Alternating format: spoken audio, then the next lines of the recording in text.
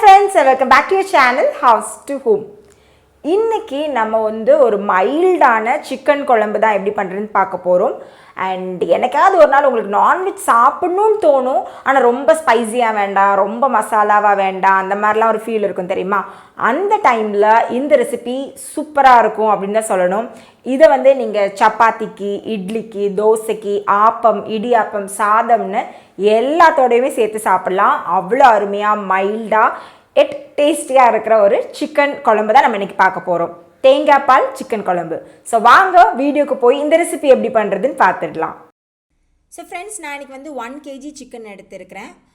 எலும்பு, ஃப்ளஷ்ஷுன்னு எல்லாமே இருக்கிற மாதிரி பீசஸ் எடுத்துக்கோங்க. மீடியம் சைஸ் பீசஸாக கட் பண்ணி வாங்கிக்கோங்க. பொதுவாகவே குழம்பு பண்ணுறப்ப இந்த மாதிரி மிக்ஸ்டு பீசஸாக இருக்கிறப்ப தான் குழம்போட டேஸ்ட் ரொம்ப நல்லாயிருக்கும். முதல்ல நம்ம இதுக்கு ஒரு சின்ன குட்டி மேரினேஷன் ஒன்று பண்ணிக்கலாம். ஸோ அதுக்காக கொஞ்சமாக உப்பு சேர்த்துக்கிறேன். கூடவே 1 டேபிள் ஸ்பூன் மிளகாத்தூள், உங்கள் காரத்துக்கு ஏற்ற மாதிரி கூட்டவோ குறைக்கவோ நீங்கள் செஞ்சுக்கலாம். 1 டீஸ்பூன் கரம் மசாலா தூள் சேர்த்துக்கலாம். 1/2 டீஸ்பூன் மல்லித்தூள், 1/4 டீஸ்பூன் மஞ்சத்தூள், 1/2 டீஸ்பூன் பெப்பர் பவுடர். இது எல்லாமே நம்ம சிக்கனில் சேர்த்துடலாம். ஸோ இவ்வளோ தான் ஸ்பைசஸ். இதுக்கு மேலே நம்ம ஸ்பைசஸ்லாம் எதுவும் சேர்க்க போகிறதில்ல. இதோடவே 1 டேபிள் ஸ்பூன் இஞ்சி பூண்டு பேஸ்ட், இஞ்சி பூண்டு சம அளவில் எடுத்து அரைச்ச பேஸ்ட் இது. ஸோ இதையும் சிக்கனில் சேர்த்துக்கலாம். சேர்த்துட்டு இந்த மசாலாவில் இந்த சிக்கனை ஃபுல்லாக நல்லா பெரட்டி எடுத்துடலாம். ஸோ எல்லா இடத்துலையும் படுற மாதிரி மசாலா ஃபுல்லாக பெரட்டிடுங்க. இதை மூடி போட்டு ஒரு 15லேருந்து 30 நிமிஷம் அப்படியே மேரினேட் பண்ணிடலாம். மீன்வாயில் ஒரு பவுலில் பார்த்தீங்கன்னா 3 பழுத்த தக்காளியாக இந்த மாதிரி நான் பெருசாக கட் பண்ணி வச்சுருக்கிறேன். பழுத்த தக்காளியாக எடுத்துக்கோங்க. இந்த தக்காளியோடவே கொஞ்சமாக உப்பு சேர்த்துக்கலாம். ஒரு 2லேருந்து 3 பச்சை மிளகா உங்கள் காரத்துக்கு ஏற்ற மாதிரி நீங்கள் ஸ்லிட் பண்ணி போட்டுக்கோங்க.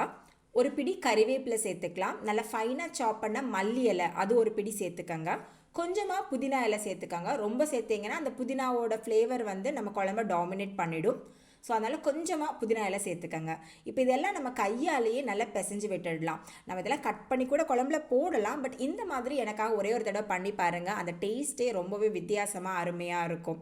உப்பு சேர்த்துருக்கிறதுனால தக்காளியில் இருக்கிற அந்த ஜூஸ் எல்லாமே ஈஸியாக வந்துடும்.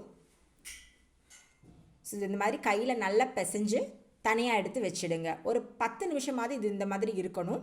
ஸோ தட் இந்த தக்காளியோட ஜூஸ் எல்லாமே வெளியில் வந்துடும். ஸோ இதையும் நம்ம தனியாக எடுத்து வச்சுட்டு நம்ம தொடங்கிடலாம். ஸோ இப்போ ஒரு கடாய் இல்லாட்டி ஒரு பேன் எடுத்துக்கோங்க. இதில் ஒரு 2 டேபிள் ஸ்பூன் எண்ணெய் ஊற்றிக்கோங்க. எண்ணெய் நல்லா சூடாகட்டும். எண்ணெய் சூடானதுக்கப்புறமா 2 பெரிய வெங்காயத்தை நான் நல்லா ஃபைனாக ஸ்லைஸ் பண்ணி வச்சுருக்கிறேன். அதை சேர்த்துக்க போகிறேன். கூடவே 2 காஞ்ச மிளகாவையும் கிள்ளி போட்டுக்கலாம். போட்டுட்டு இந்த வெங்காயம் நல்லா ப்ரௌன் ஆகணும். அது வரைக்கும் இதை நம்ம வதக்க போகிறோம். ஸோ வெங்காயம் இந்த அளவுக்கு நல்லா ப்ரௌன் ஆகணும். இப்போது நம்ம மேரினேட் பண்ணி வச்சுருந்த சிக்கன் பீசஸை இதோட சேர்த்துடலாம்.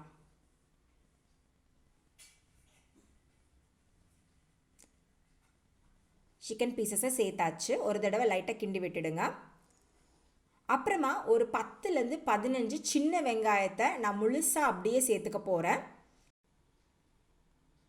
ஸோ இந்த மாதிரி சேர்த்து நம்ம குழம்பு பண்ணுறப்ப அந்த சின்ன வெங்காயத்தை மட்டும் தனியாக எடுத்து கடித்து சாப்பிட்றதுக்கு ரொம்ப அருமையாக இருக்கும். அது நல்லா வெந்து அந்த தேங்காய் பாலெல்லாம் உள்ளே இறங்கி சாப்பிட்றதுக்கு நல்லாயிருக்கும். ரொம்ப பெரிய சின்ன வெங்காயமாக இருந்தால் நீங்கள் 1-2 கட் பண்ணி சேர்த்துக்கலாம். அண்ட் உங்களுக்கு சேர்க்க பிடிக்கலனாலும் இந்த ஒரு ஸ்டெப்பை மட்டும் நீங்கள் ஸ்கிப் பண்ணிக்கலாம்.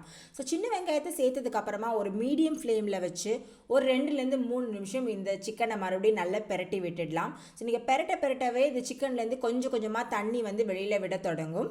ஸோ அது வரைக்கும் நீங்கள் ஒரு தடவை நல்லா பெரட்டி விட்டுடுங்க.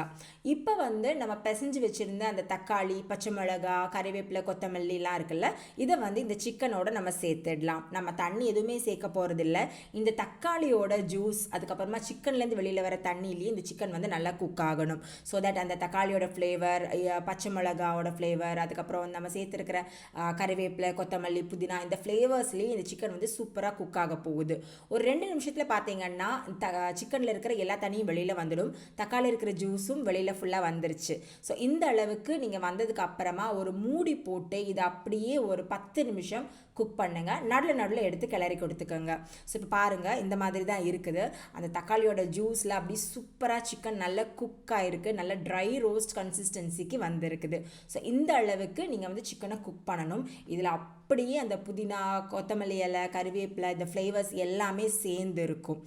இதில் நீங்கள் வந்து ஒரு 1/4 கப் அளவுக்கு மட்டும் தண்ணி சேர்த்து கொஞ்சம் கன்சிஸ்டன்சி அட்ஜஸ்ட் பண்ணிவிட்டு உப்பு காரம் எல்லாமே கரெக்டாக இருக்கா அப்படிங்கிறத மட்டும் செக் பண்ணிக்கங்க. ஸோ தண்ணி சேர்த்தாச்சு. ஒரு தடவை நல்லா கிளறி விட்டுட்டு உப்பு காரம் செக் பண்ணிக்கங்க.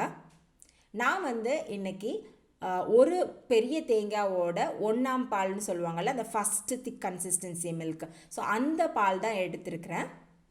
இது கிட்டத்தட்ட 1 கப் அந்த மெஷர்மெண்ட்டில் இருக்குது. ஸோ இதை வந்து நம்ம இதில் சேர்த்துடலாம். நல்ல திக்கான தேங்காய் பால்.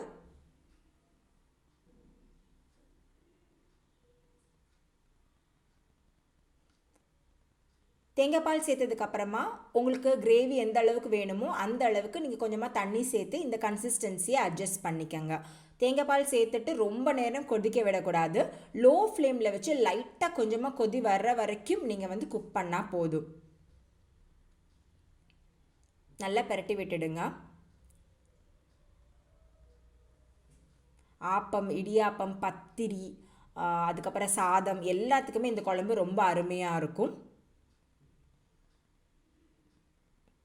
ஸோ ஒரு தடவை நல்லா கிண்டி விட்டுடுங்க. உங்களுக்கு எவ்வளவு கிரேவி வேணுமோ அந்த அளவுக்கு நீங்கள் தண்ணி ஊற்றி கன்சிஸ்டன்சி அட்ஜஸ்ட் பண்ணிக்கோங்க.